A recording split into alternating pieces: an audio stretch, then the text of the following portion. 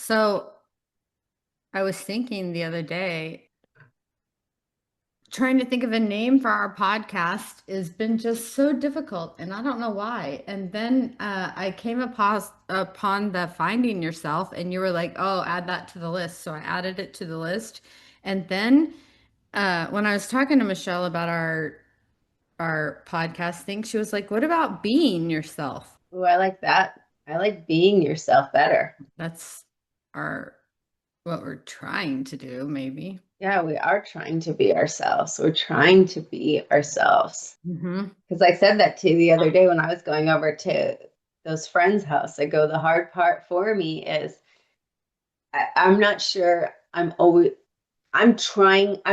to be myself outside of my tiny little circle, my little circle. Like and then to go outside the circle is like, oh, I'll perform, or I'll tell you a funny story, or I'll do all of this stuff. And it's like, oh, it's so hard not to do that. So being yourself, I like that a lot. I put a star next to it. I like it too. Because we're just trying to be ourselves with our small circle. Yes. Like I feel Yes. that's why you and I do this so well is because I feel like I am myself the most. Hmm. You. But we're always like little versions of ourselves,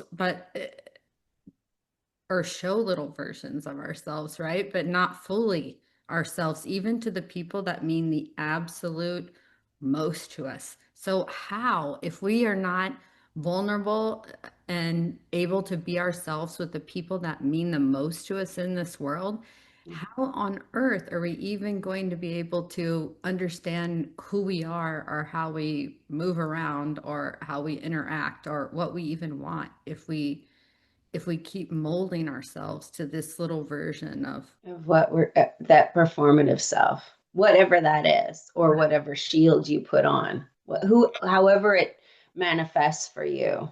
us. So it's breaking down those walls of, or those survival strategies or those walls, yes, that we built up And around. isn't it like this is so I was thinking back to like early on in a relationship, early on like with a lover, with somebody you fall in love with and have an intimate relationship with, like going like, okay, so I'm going to try to be my best self with them. I'm going to brush my hair. I am going to wear a lip gloss. I am going to, I'm going to wear clean clothes. I'll wear my prettiest underwear, right? I know that sounds silly, but like that, you already, with those little tiny increments, are presenting your best self. Mhm. You're like little, like you're like, I want you to see me physically as my best self. You might even sit in the car a certain way to show like how you look the best. And I think that's human nature, it's animal nature. We're peacocking, we're trying to be our best self. And then maybe you meet somebody who says, I love you for who you are. I love you even when we wake up in the morning and our breath isn't our freshest, right? But so we start to relax on some things.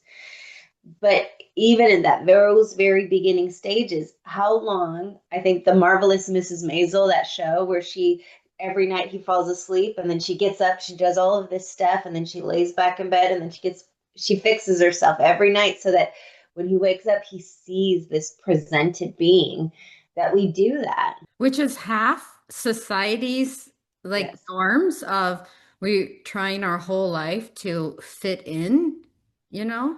And then Hmm. some of it is how we think other people want to perceive us in that performative kind of thing. So we don't even really even understand at all who we are or what we want because we've built our whole life on looking through the lens of other people or based on the opinions of other people. That's why when someone asks me what I want for dinner right now, I have no idea. I'm like, what do you want? And Or I have to think so long and hard about it that it's like even this morning, just this morning, my husband said, do you want a cup of coffee? And I said, let me think on it. Now, what am I thinking on, Jen? Like, why? What? The answer is yes, I do want a cup of Yes coffee. or no? Intuitive. But I want, yes, I would like a cup of coffee, but not now. I would like it in 23 minutes. And and I want it with a certain ratio of cream, and I need it to be a certain temperature. And Yes, the overthinking sets in. so is do I want the coffee? Yes. Am I prepared to give you all the instructions for how I want the coffee? No. Or I'm not even sure I want the coffee. Like, what? I don't know. Are you just prepared to get whatever is handed to you? I don't know. I feel like it's that we're back to the almost like basics of being a human, like Yes. trying to decide, are you hungry or not? And then having to go way deep down and going, I don't even know. But I learning what, and we could delve into like Yes. all of these different habits, all of these different columns of why we don't know anymore. Because I've been trying to figure out what you want, and then I could weigh in what I want. And then is it easiest where and it's just exhausting. It's exhausting. And for people pleasers, we spend our whole life doing that. So I really do love the being yourself. I do too, honey. I love being yourself. Okay, so we're switching. We're going to talk today. We talked a little bit about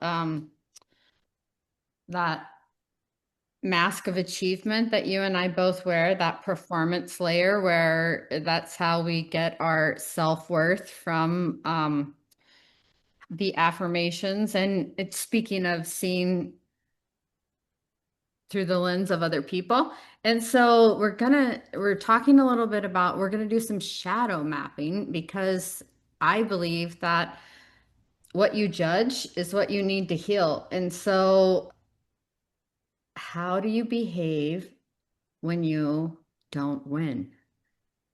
How do you behave when you don't win? That's what we're going to talk about today, that mask of achievement. I want us to take a step back right now and go, Jen, you just used a phrase called shadow mapping. What is shadow mapping for all of us that would like look, break down shadow mapping before we take a deep dive in? Like I'm ready to take that dive, but let's take a step back and go, are we ready to talk about shadow mapping? Or you're like, Shannon, hold the phone.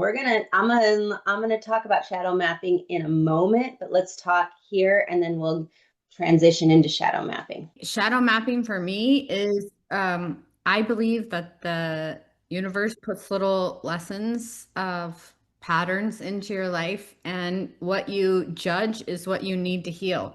It's that whole concept of what triggers you is here to teach you, and it's either something you have to heal or it's something that you inspire to be. And so when you look at shadow mapping or those things in your shadow that kind of trigger you, one area for me is that mask of achievement, that performance layer that I wear. And so I think of it like, I think of it this about this game that I used to play with my mama, and it was called The Mostest. And I'm going to tell you this, and you're probably going to be like, Jen, that wasn't a made up game from you and your mom like you did with that doggy in the window song way back when. Yeah. But So my just for the this dog. reference, real quick, Jen, way back in college, maybe we'd had a few drinks. We were in grad school together, and Jen starts.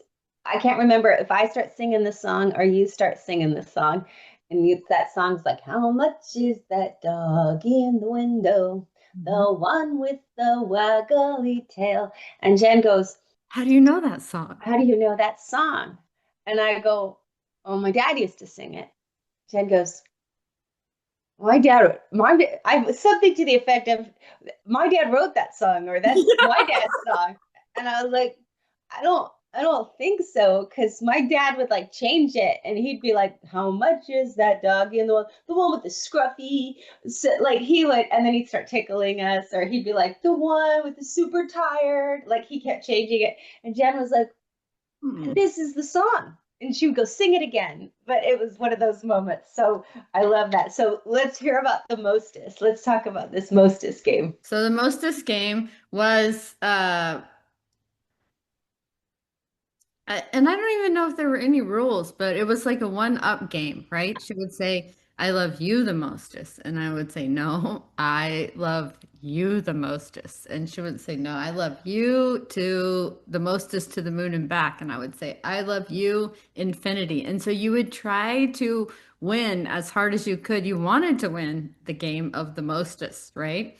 And I think of the mostest in those moments when it's that need to win. I don't know. And then when I didn't win or when something an outcome didn't work out the way I wanted it to, then I would get super focused and be like, "Oh, I will win this." Like Yeah, determined. So I kind of want to talk about that mask of achievement, that how do you behave when you didn't win? I like this. What So Jen, meaning, what winning even means? yeah. And you have a recent example of this, my cheesecake entrepreneur.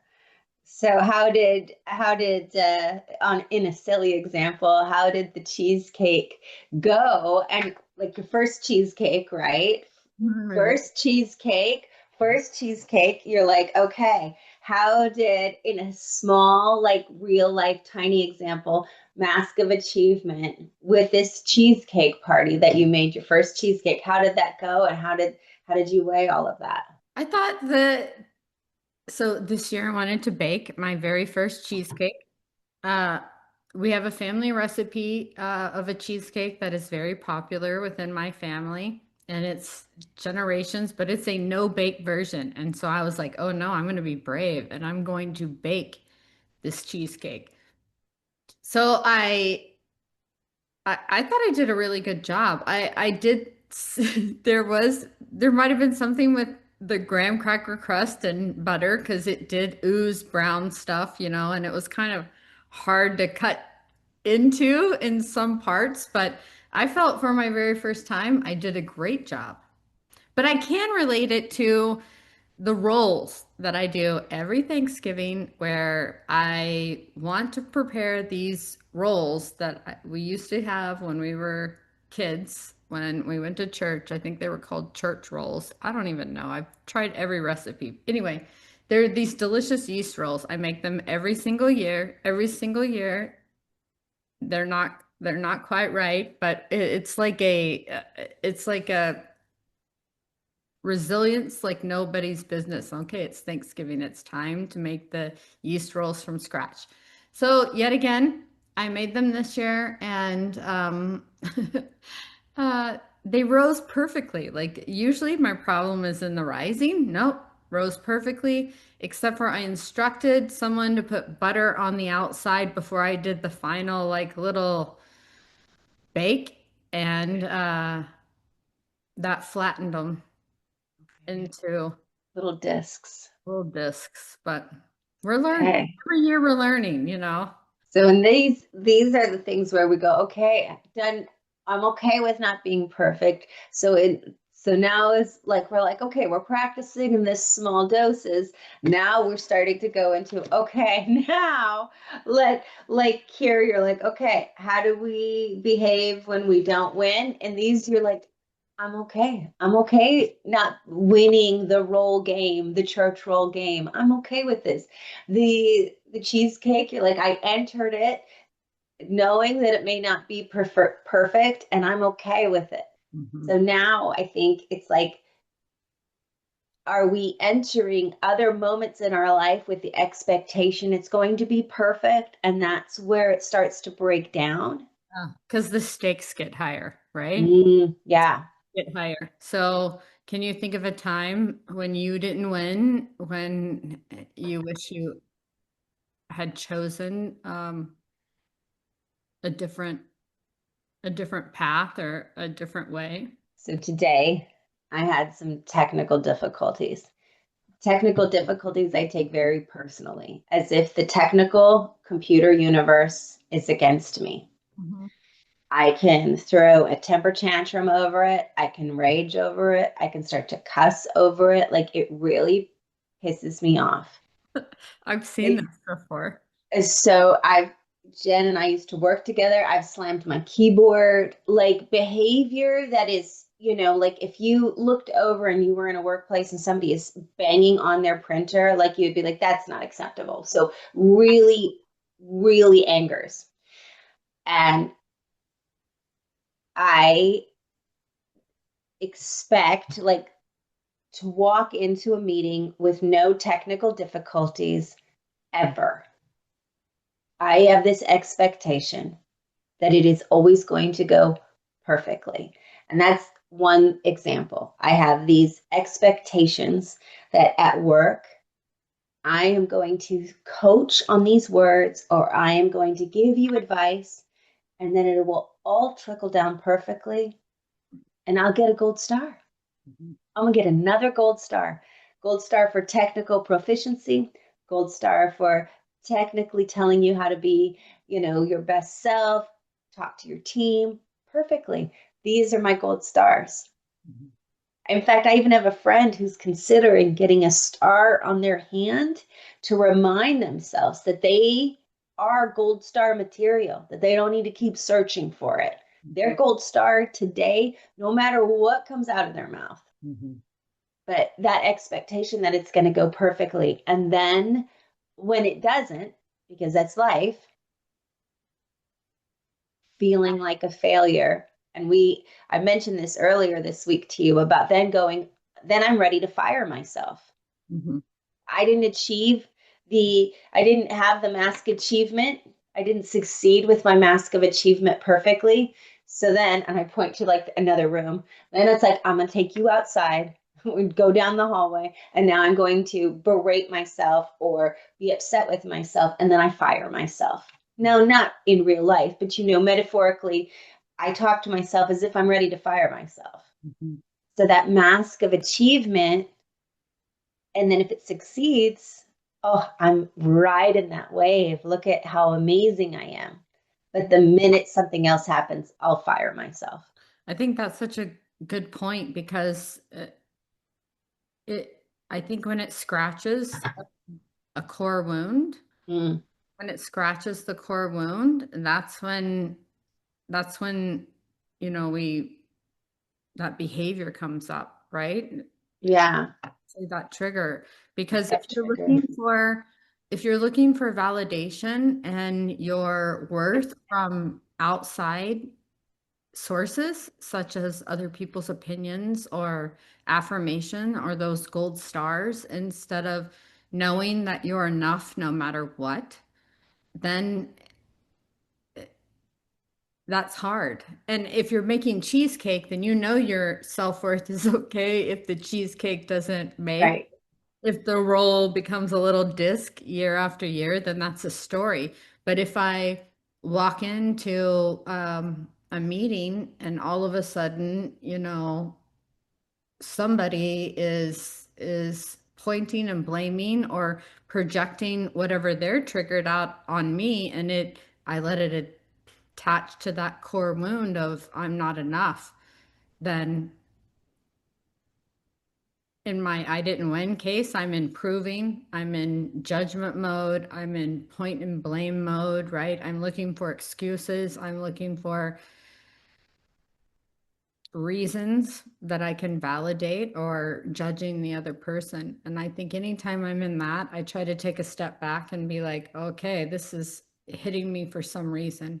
Yeah. I guess when that defensiveness comes in, when I feel defensiveness, I know that something has scratched that wound of not enough. Right. And I'm working really hard to heal that wound of not enough because I do feel at some point in your life, you will stand alone, even though you're still standing with friends or you're still standing with a support group that is close. You are standing alone in a world. So you have to learn how to trust yourself and know that whatever comes, challenges come your way, you're going to be able to move through it because you trust that you're going to be able to move through it. You don't Yeah. have anybody else to trust but yourself. So if you don't start learning yourself and trusting yourself, then how in the world, when that time comes that we're all standing by yourself? I think too, I think about the times where I've wanted to, I'm going through something and I go to call you and I think to myself, and this is that standalone moment of going, are you calling Jen because you want validation? If you're calling because you want validation, that this person did you wrong, or you want validation by for your actions, or you want validation about your choice that you made, can you sit there for a moment in that standalone and not seek validation? An interesting thing happened this weekend. So I went over to a friend's house on, and there was another person there. They they had overserved themselves. They had had a lot to drink and took something that was said very personally. You do with alcohol, right? You take it a little bit more personally, and nobody could even remember what that had been said as to why they had taken it so personally. Like we were all like, well, did I say, did you say? But then we didn't want to gossip. So then we're all kind of sitting there in silence trying to figure out, did I say something? Was it me? Should I have said something more? Or how intoxicated was this person? So what they did was they left and went over to, they went like 5 blocks over to our other friend's house and joined their gathering and explained, talked about, tried to receive affirmation, justification, why they were wronged. And that whole group sat there because what can you do? They're still standing alone, even though they're seeking affirmation. They want you to validate their feelings. They're still standing in that hope to be surrounded. They're still alone.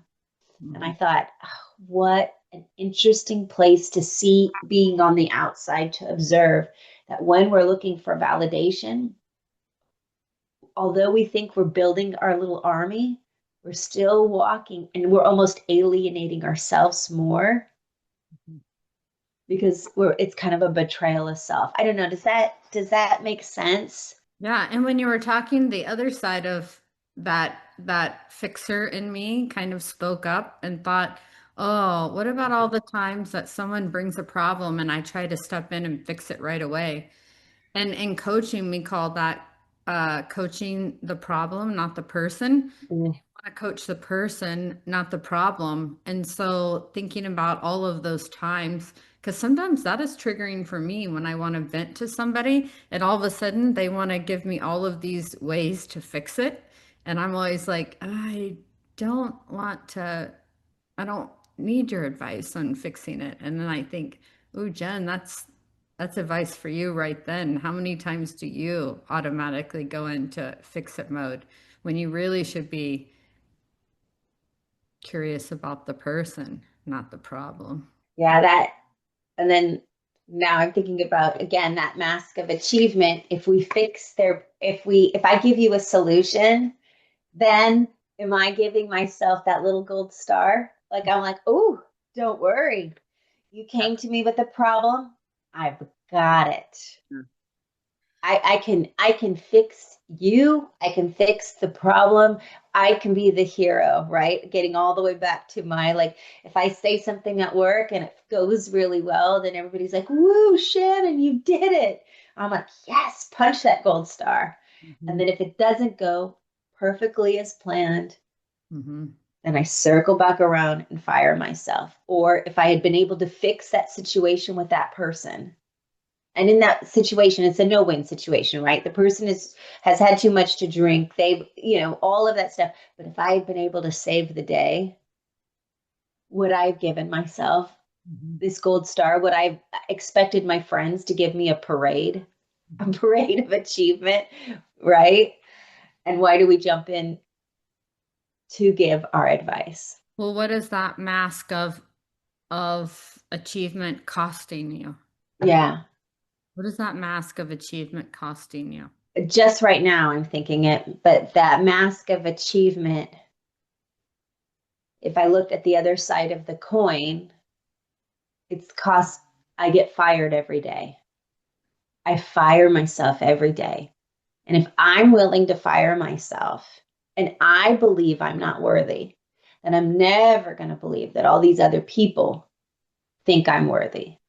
Hmm. Even if there's parades, metaphorical parades, I will never believe that I am worthy of their love, of their friendship, of their commitment, of their loyalty, because I'm not loyal to myself, because I'll fire myself every single day, Yes. sometimes multiple times a day.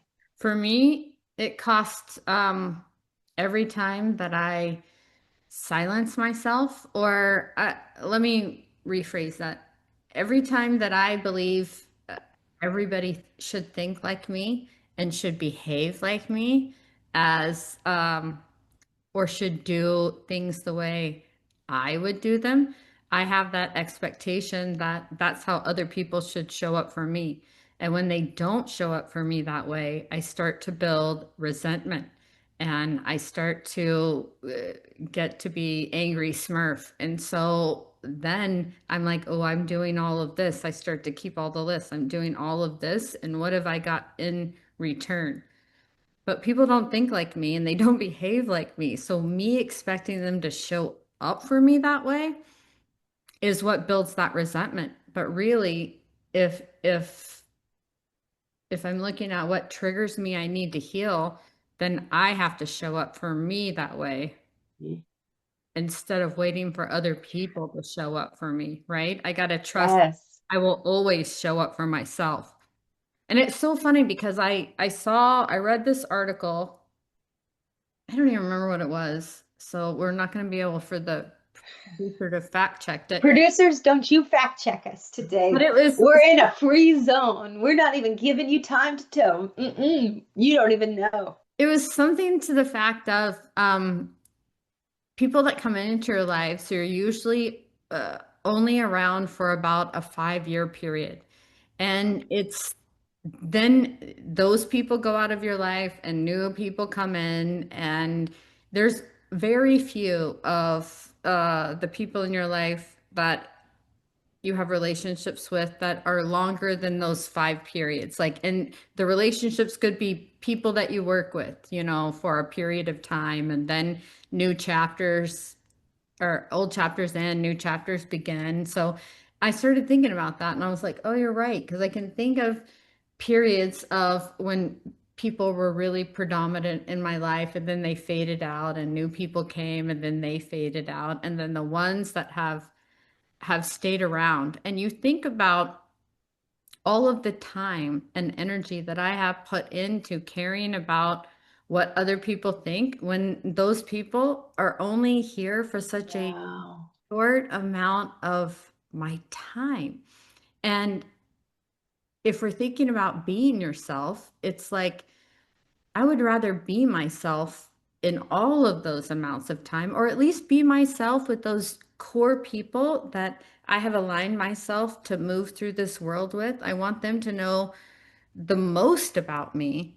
I better start tearing down some of those walls and starting to know about myself first so that I can open up to the people that I really, because no matter who the people are in the 5 years that come in or come out, I want to be myself for them. I thought that was Yeah, such a beautiful kind of perspective. I think so too, Jen. Right? Yeah, spending our time. And what are we spending our time? And then I'm sorry, I got a little distracted. Number one, I'm sorry, I have a kitten who is crying at the door and thinks that it belongs inside. So hold on a second. Right. Let me just open the door for you, Ladybird. Can't have closed doors in our house. Thank you. So if you see a tail behind me, just try to ignore it. But that idea of, I think sometimes we are the hardest on that little circle of the people that move through us, move with us for that lifetime. We're the hardest on them, or they endure the most extreme from us. If they're going to see us angry, those people in the 5 year period, will they ever see you truly upset, truly grieve, true happiness to the point where you might pee a little? Will they ever see those moments? They may, but are those people that we have glimpses of us, and that's why they love us so much, and that's why we love them so much, right? And then those spending time with those 5 year relationships, and those 5 year relationships is a max. Some of those, it's a it's a Sure. tiny window, a tiny window, and it's like you gave so much energy to this. Mhm.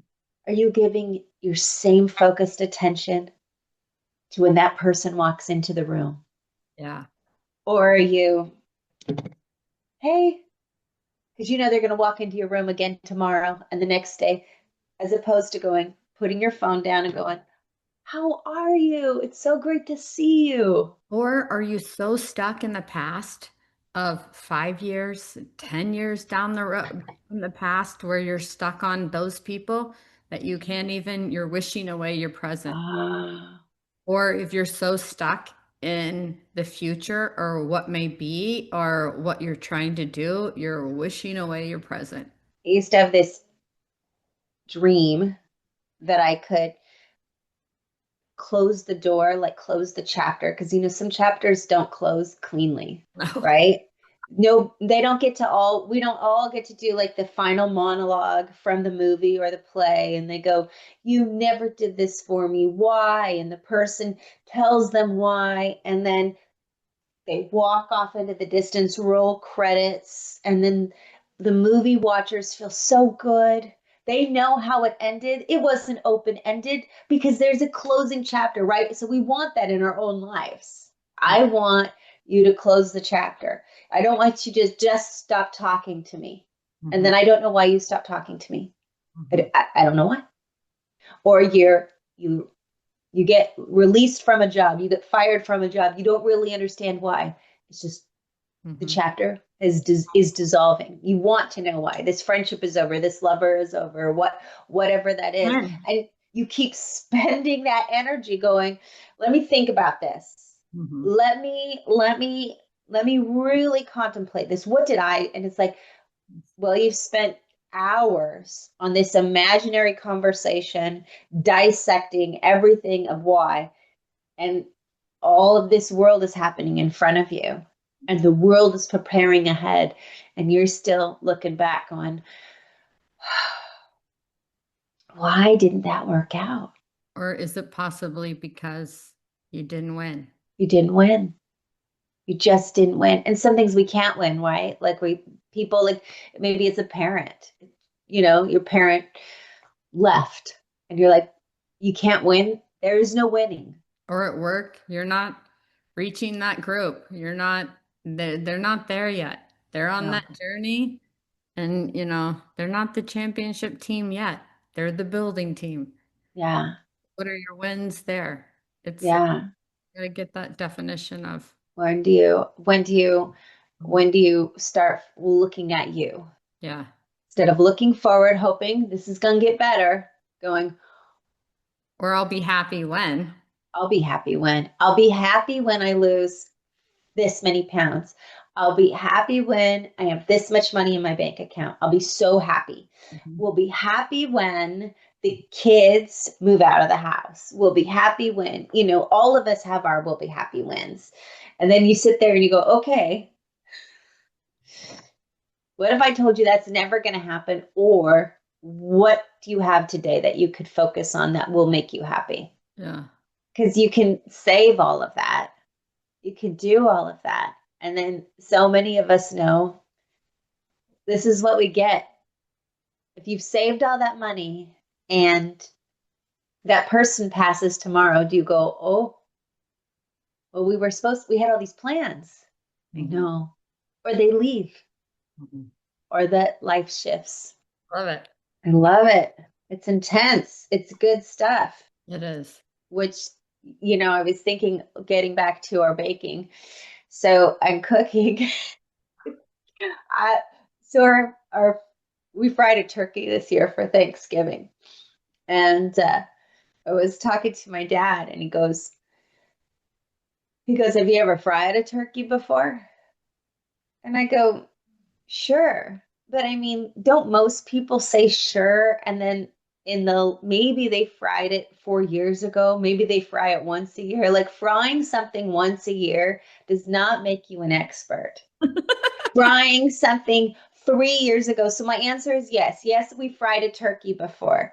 Um, it was 5 years ago. So does that mean like then I've got it, I've mastered it, or are you going, I I have made my first cheesecake. I'm basically ready to open my shop. No, I don't want We're that. done, right? Or like the rolls where you go, I do this every year, but you don't do it every year all year long. You go, I make these rolls Once a year. I make them once a year. I might make them twice a year at Christmas. maybe twice a year. But again, like also too, it doesn't make us an expert. No. And that's why it's like this investment in ourselves and talking about what these little triggers are so important on that small scale. Because if we only practice when we're in a relationship, or I only practice, this once a week, I'm still, it's that investment every single day of like going, oh, that triggered you again. It's here again. It's that part where you almost want to have a little like a thing, like a little checkbox, right? Where you go, check again. What's the pattern? Well, I've been triggered 7 times today. Mhm. Why? Why? What's the common denominator? What is triggering you? Now let's get into it. Let's get into it. Roll up our sleeves and get into the good stuff. Get into it. I love this. Do you feel like we're in a place where we wrap this beast up? What do you think? I think maybe that what I wanted to talk about was I think what we've discussed is that masking that achievement and how do you behave when you don't win and starting to identify it. And then I think the next steps are, and it may not be today, it might be next week, where we talk about, okay, now that we've talked about masking, taking the time this week to, whether that is, I held up my little sticky notepad of like starting to kind of go, okay, I felt triggered here. How many times this today did I feel triggered? I'm feeling triggered. Did you get through the whole week? And nobody's going to get through the whole week not triggered at all, friends. Like that is not human nature. It's how you walk to the next step where you go, okay, I am triggered. I acknowledge I am triggered. Did it stay in my physical being? Did I walk around with my hands clenched? Did I shake my head every time I looked at that person? Or was I able to go, Mhm. get through it? Because there's going to be triggers that you already know. Like you're going to see that person at work and you're going to be like, I do not like, I'm going to use Simpsons names so that we're not talking about actual people. So I'm like, I do not like Mr. Burns. I do not like Mr. Burns. Every time I see Mr. Burns, I'm like, oh, have to have a meeting with Mr. Burns? Of course. Of course, he showed up late. Of course, of course. So that trigger is there. This isn't a brand new trigger. This is a trigger that I've been dealing with. Now, do we take these triggers, think about them all week long, and then next week we talk about like, what are these patterns teaching us? And we talk about those patterns because I think that's the next step for me is like, okay, what do I do when I don't win? I'm already firing myself. Like I told you guys, like I am firing myself. I'm the first to fire myself. Then I can talk to Jen and she'll rehire me. My husband will rehire me. My family will rehire me, right? I get rehired. I might rehire myself, but I'll fire myself the next minute. So I can't keep calling Jen all day long, being like, I got fired again, right? how do I get through this? And how do we look at these patterns and go, what are these patterns teaching us about ourselves? So I think maybe my answer is let's wrap here so that we can kind of start to identify what these triggers are Mhm. and what are they teaching us about ourselves. What do you think? Yes, I love that because Okay. we're not going to get rid of life doesn't get easier. We get better at navigating it. And so we're going to have the self-awareness of what triggers us. We're going to see how it shows up in our body, and then we're going to try to turn that emotion volumes down. And then we can talk about centering next week through all of that. I'm writing it down so I don't forget. Yes, I should do that because that's when I call you and say, what time are we meeting again? I didn't remember because I Well, I yeah. found that I can be looking, well, this is another topic, but I found that I've been noticing lately, a lot of my job is remote. So I've been noticing lately that if you look at somebody on the camera, um, you can start to see they kind of do this face where they start to mask. So they do this face. So they pretend to be listening to you, but they're typing or doing something else. Oh, Or in person, we know this, you be talking to them and they're still nodding and looking at you, but they're doing this. And they're like, no, no, go ahead. It's okay. I'm okay. Keep going. And you're like, okay. So I have been another topic of trying to go, how do I make sure that I don't start drifting? Because we're all going to drift, right? I start to go, oh, Jen's glasses look cute. I wonder if those glasses will look cute on me. I've just drifted. How do I stay focused? So then I start to write it. I can't write all day long, or I'd have to be like writing in the, but I'm trying to make sure that I don't drift. yeah, you got a good engagement strategy. Yeah, this is how I'm engaging. That's right. If I was on Mario Kart and I'm on Rainbow Road, I got to make sure I don't drift You can give off the yourself that road. gold star. Yeah, I got to get that gold coin. Cha-ching. I love a gold star. I love a gold star. It's not, but we got to get past the gold stars. That's where we're growing past the gold stars. No, you can have the gold star. You just got to give it to yourself. You got to quit waiting for other fucking Yeah, people to do it and give it to yourself. that's Oh, yeah. That's why my friend's gonna I get don't that need gold the star, gold star from Harry over there because you know what, Harry? I've given that gold star to myself. right? Yeah. I look. Yeah, thank you. That's why she's getting that gold star right here because she's like, I just need a little tiny gold star. So she goes, I can just press on it and be like, cha-ching, gold star for me. Gold star for me. I'm giving it to myself. I know, like dance party, right? So that, like you said, that you're like, I don't need your gold star because I just gave myself two. You don't I give love that. yourself enough gold stars. And Wait. with one little tiny gold star, she can say she's a tatted bitch. Well, here I think we'll end it here and then we'll sign off. And then I want you to stay on because I want to tell you one more thing. Stop.